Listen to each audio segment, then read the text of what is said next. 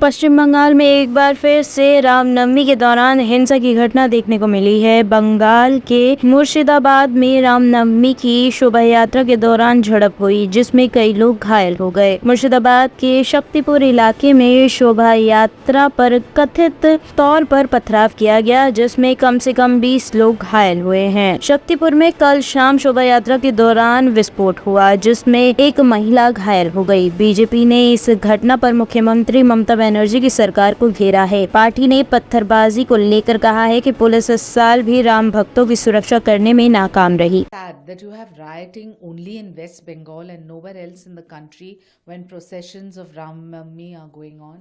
Mamata Banerjee has been cautioned in the past that take cognizance of any communal tension when it comes to Ram Navami. She chose to ignore that and talk about riot. And here you have substantive evidence to show how the state government has not only taken cognizance of the situation, they have dismissed the fact that there was communal tension vis-a-vis the celebration. किसी को अब हैरानी होती है, किसी को कोई शौक महसूस होता है। जब से ममता बनर्जी की सरकार आई है, सवाल तो ये पूछा जा रहा है कि बंगाल में कौन सुरक्षित है।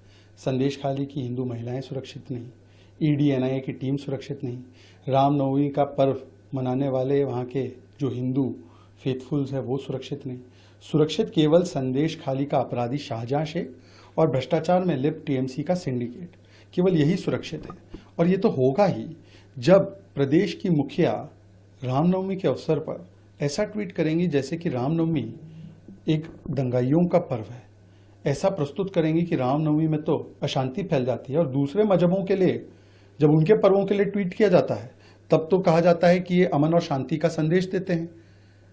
पिछले वर्ष भी जब रामनवमी में भरपूर हिंसा हुई थी तो उस समय पर दंगाइयों को बचाने का काम किसने किया? किसने क्लीन चिट दिया कि ये लोग तो दंगाई हो ही नहीं सकते?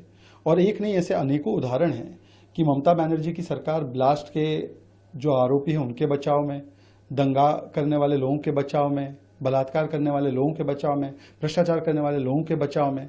तो जब संरक्षण ऊपर से मिलेगा तब निश्चित रूप से ऐसी शोभा यात्राओं पर हमला होगा। तो इसका मतलब ये स्टेट स्पॉन्सर्ड है या नहीं, ये तो जांच से ही पता चलेगा, पर स्टेट प्रोटेक्टेड जरूर है।